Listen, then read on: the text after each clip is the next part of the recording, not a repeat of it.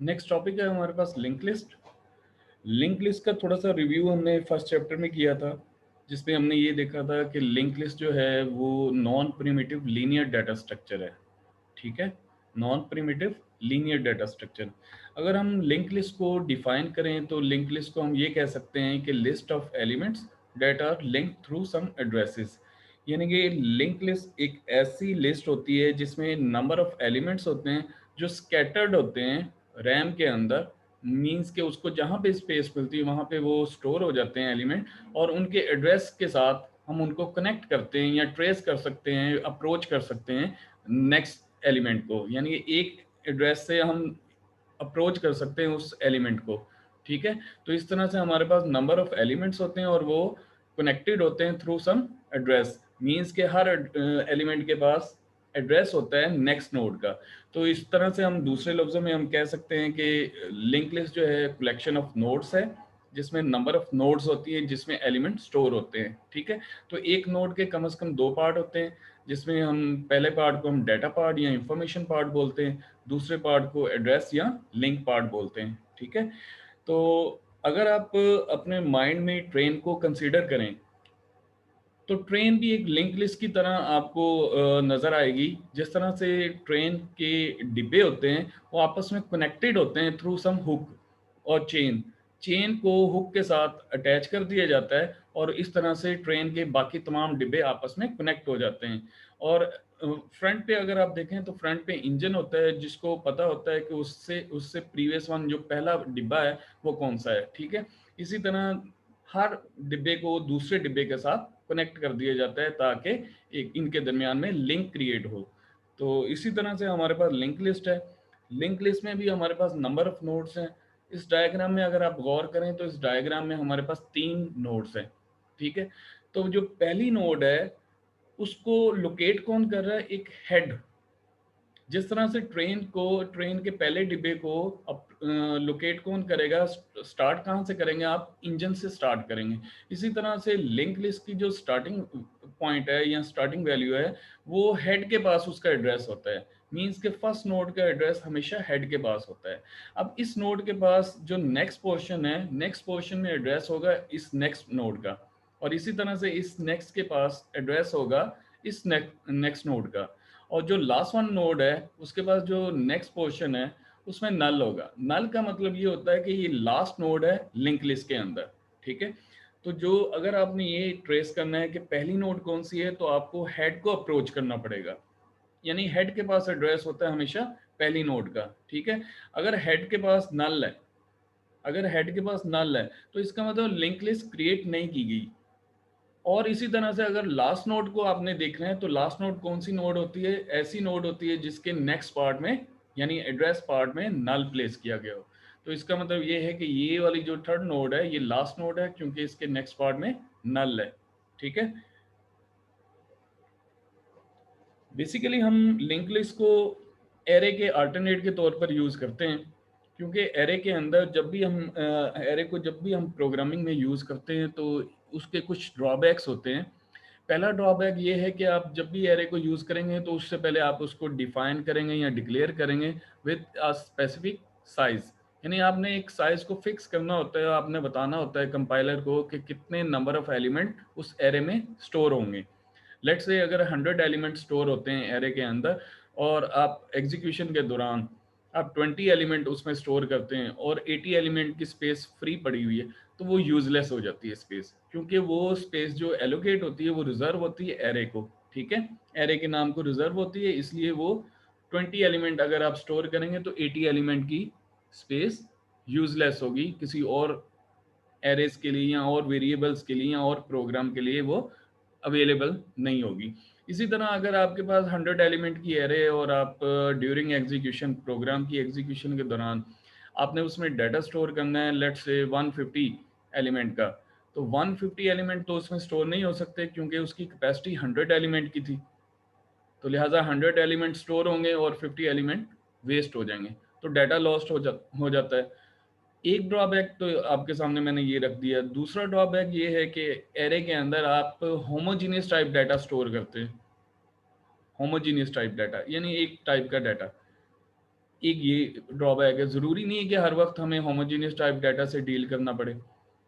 और तीसरा ड्रॉबैक ये है कि एरे के अंदर जो शिफ्टिंग होती है वो टाइम टेकिंग होती है। मींस कि उसमें आपने नई वैल्यू आपने इंसर्ट करनी है तो उसके लिए वैल्यूज़ को, बाकी वैल्यूज़ को आपने शिफ्ट करना होता है। यानी अगर दरमियान में अगर आपने कोई वैल्यू इंसर्ट करनी है तो आपको बाकी एलिमेंट को, बाकी वैल्यूज़ को आगे की तरफ शिफ्ट करना होता है। इसी तरह से अगर आपने डिलीट करनी है कोई वैल्यू तो जो उससे फॉरवर्ड वैल्यूज़ हैं उनको बैकवर्ड मूव करना होता है वन बाई वन। ठीक है, तो इस तरह से टाइम टेकिंग जॉब है। इसके बरक्स अगर आप लिंक लिस्ट को देखें तो लिंक लिस्ट को मेमोरी जो एलोकेट होती है वो डायनेमिकली होती है।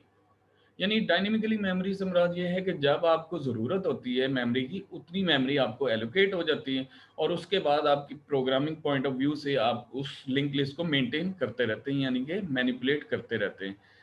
और इसी तरह से इसमें शिफ्टिंग परफॉर्म नहीं होती। मींस के एलिमेंट की शिफ्टिंग परफॉर्म नहीं होती। आसानी से आप नई वैल्यू को इंसर्ट कर सकते हैं, पुरानी वैल्यू को रिमूव कर सकते हैं या डिलीट कर सकते हैं। इसको इस डायग्राम में आप देख सकते हैं जिसमें इंसर्शन और डिलीशन ऑपरेशन को शो किया गया है। ये आपके पास लिंक लिस्ट है जिसमें 4-5 एलिमेंट हैं और लास्ट एलिमेंट में यहाँ पे देखें ये क्रॉस डायगोनल लाइन इस चीज़ को रिप्रेजेंट कर रही है कि इसके पास कोई एड्रेस नहीं है। ये लास्ट नोड है, ये फर्स्ट नोड है। अगर आप नई वैल्यू इंसर्ट करना चाहते हैं जैसे 60 को इंसर्ट करना है तो यहाँ पे अगर आप गौर करें आपके पास ये जो लिंक लिस्ट है इसमें एलिमेंट सॉर्टेड ऑर्डर में है 20, 45, 51, 76, 84। अब अगर आपने 60 को एडजस्ट करना है तो 60 कहाँ पे एडजस्ट होगा?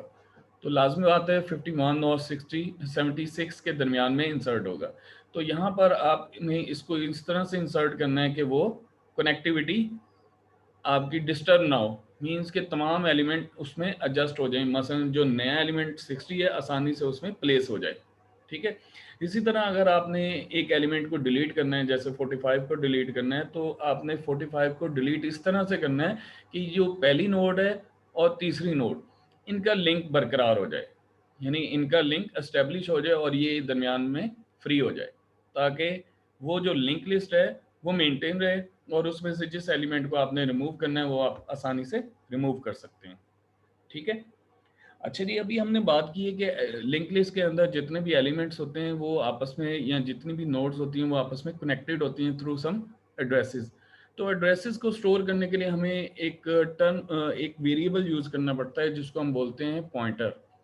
पॉइंटर एक ऐसा वेरिएबल होता है जो कि किसी दूसरे वेरिएबल के एड्रेस को कंटेन करता है। यानी मेमोरी के अंदर जो भी वेरिएबल आप या जो भी आप नोड क्रिएट करते हैं उसको स्पेस एलोकेट होती है। जब स्पेस एलोकेट होती है तो उसका कोई ना कोई एड्रेस भी होता है और उस एड्रेस को हम स्टोर करते हैं एक पॉइंटर में।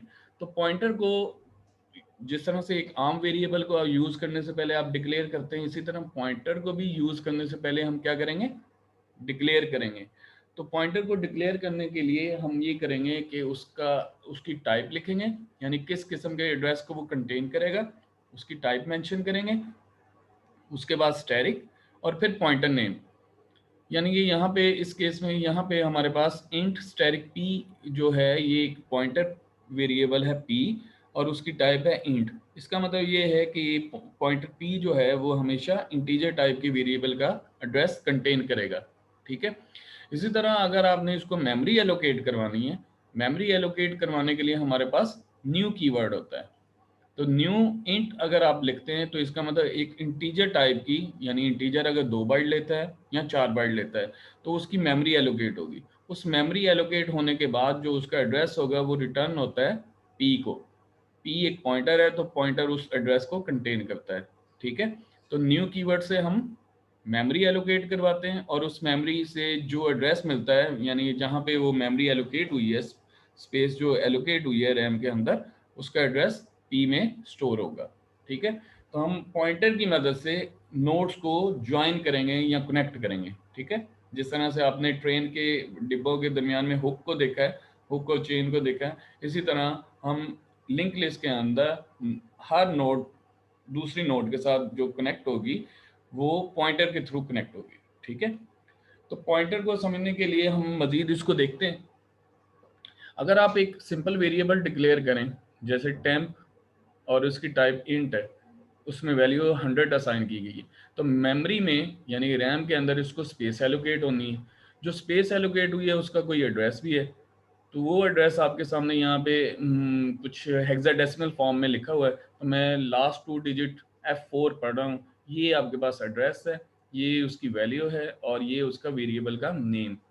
ठीक है, यानी एक सिंपल वेरिएबल हमने पिक किया, सिंपल वेरिएबल डिक्लेयर किया, उसको मेमोरी में जगह मिली, उस जगह का कोई एड्रेस है तो उस एड्रेस को हम देख सकते हैं यहाँ पे, और उस मेमोरी वेरिएबल का जो नाम है वो हमने टेम्प रखा हुआ है, वो टेम्प वेरिएबल यहाँ पे नजर आ रहा है आपको।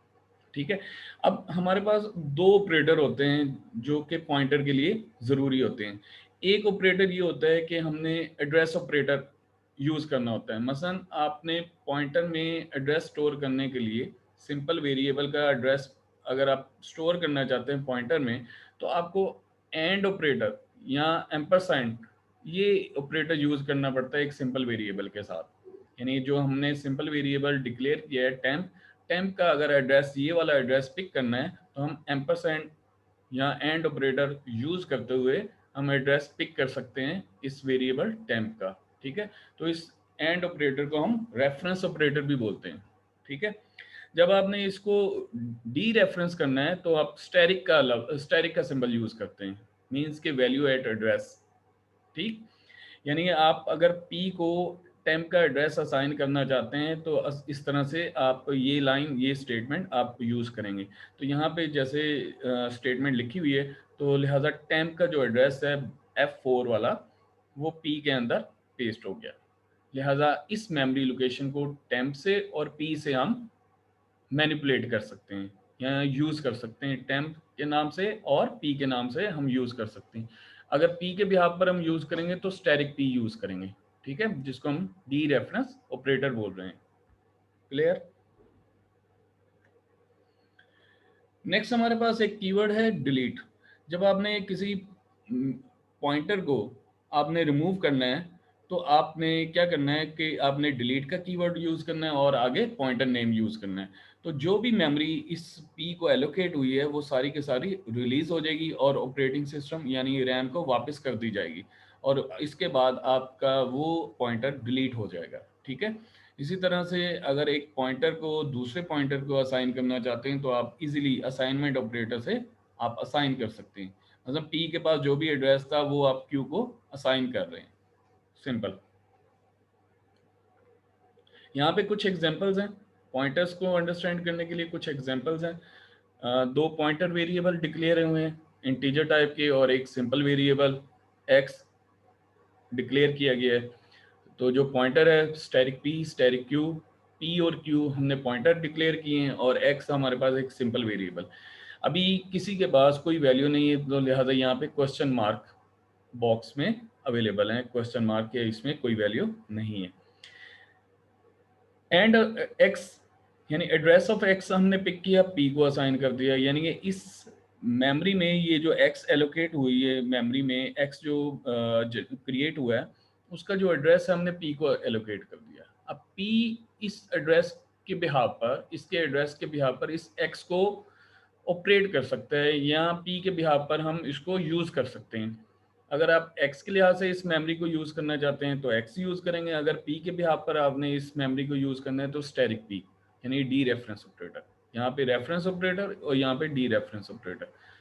अच्छा, यहाँ पे डी रेफरेंस ऑपरेटर को यूज़ करते हुए हम वैल्यू 6 असाइन कर रहे हैं उस एक्स वाले ब्लॉक में। एक्स वाले ब्लॉक में हम 6 वैल्यू असाइन कर रहे हैं, लेकिन वो 6 जो वैल्यू है वो किसको दे रहे हैं? स्टैरिक पी को, क्योंकि पी के पास एड्रेस है किसका? एक्स का। तो एक्स के अंदर जो भी वैल्यू आप प्लेस करना चाहते हैं पॉइंटर के बिहाफ पर तो आप स्टैरिक पी यूज़ करेंगे। तो स्टैरिक पी के बिहाफ पर हमने 6 यहाँ पे इसके एक्स के ब्लॉक में प्लेस कर दिए। अगर आप एक्स को प्रिंट करेंगे, सी आउट करेंगे तो 6 आएगा। अगर आप स्टैरिक पी को प्रिंट करेंगे तो आपके पास तभी आंसर 6 आएगा। इसी तरह यहाँ पे नेक्स्ट स्टेटमेंट है हमारे पास, p is equal to new int.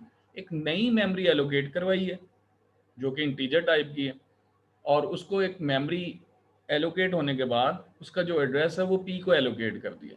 अब इसका मतलब ये है कि p जो इसको लोकेट कर रहा था x को, अब वो अब नई मेमोरी को लोकेट कर रहा है, अब इस एक्स को लोकेट नहीं कर रहा, उससे एड्रेस खत्म हो गया, ओवरराइट हो गया न्यू से। ठीक है, यानी न्यू से क्या हुआ, एक नई मेमोरी एलोकेट हुई और उस मेमोरी का जो एड्रेस है पी को एलोकेट कर दिया गया, और पी के पास जो पहला एड्रेस था वो खत्म हो गया, अब पी इस मेमोरी को लोकेट कर रहा है। अब स्टैटिक पी अगर आप 7 करते हैं तो इस जगह पे 7 प्लेस होगा। अब अगर आप सी आउट करें एक्स को तो एक्स आपके पास 6 होगा, और स्टैटिक पी को आप प्रिंट करें तो आपके पास 7 आंसर आएगा। क्लियर? यहाँ पे हमारे पास कुछ और एग्जांपल्स हैं पॉइंटर को अंडरस्टैंड करने के लिए। तो सिंपली हम एक पॉइंटर पी को असाइन कर रहे हैं क्यू के लिए असाइन कर रहे हैं, तो पी के पास जो भी एड्रेस था वो क्यू में चला जाए। तो पी के पास तो इस 7 वाले ब्लॉक का एड्रेस था, अब वो क्यू के पास चला गया। तो क्यू के पास जब चला गया तो पी और क्यू दोनों इस ब्लॉक को लोकेट कर रहे हैं या अप्रोच कर रहे हैं। तो इन पी और क्यू से हम इस ब्लॉक को मैनिपुलेट कर सकते हैं यूजिंग स्टैटिक पी या स्टैटिक क्यू। इसी तरह अगर क्यू को हम नई मेमोरी एलोकेट करवा दें, क्यू को अगर हम नई मेमोरी एलोकेट करवा दें तो क्यू का पहला लिंक जो इस 7 के साथ था वो खत्म हो जाएगा, क्यू नई लोकेशन को लोकेट करेगा, और उस स्टैटिक क्यू के बिहाफ पर हमने 8 प्लेस कर दिया, 8 उसमें वैल्यू आ गई। अब क्यू इसको लोकेट कर रहा है, पी इसको लोकेट कर रहा है, एक्स इसको। ठीक है, अगर पी को हम नल कर देते हैं, पी को नल कर देते हैं, पी के पास जो भी एड्रेस था वो ख़त्म कर देते हैं, तो वो पी एम्प्टी हो गया। अब इस नोड को या इस मेमोरी ब्लॉक को पी लोकेट नहीं कर रहा, तो इसका मतलब ये मेमोरी में 7 पड़ा हुआ है, लेकिन इसका एड्रेस किसी के पास नहीं है और इसका ना ही नाम है। ठीक है, और Q एज इट इज 8 वाले ब्लॉक को लोकेट कर रहा है और X एज इट इज 6 वाले ब्लॉक को लोकेट कर रहा है। और अगर हम Q को डिलीट करते हैं, Q को डिलीट करते हैं तो यहाँ पे देखिए मेमोरी जो 8 वाला ब्लॉक था वो फ्री हो गया, वो रिलीज हो गई मेमोरी, और Q में हम असाइन कर रहे हैं नल, तो Q के पास जो भी एड्रेस है वो उसको हम नल कर रहे हैं। होपफुली आपको समझ आई होगी। फिर भी अगर आपके आपके माइंड में कोई क्वेश्चन हो पॉइंटर के हवाले से, लिंक लिस्ट के हवाले से, तो आप पूछ सकते हैं। नेक्स्ट क्लास में आप पूछ लें या कमेंट्स में लिख दें। बहुत शुक्रिया।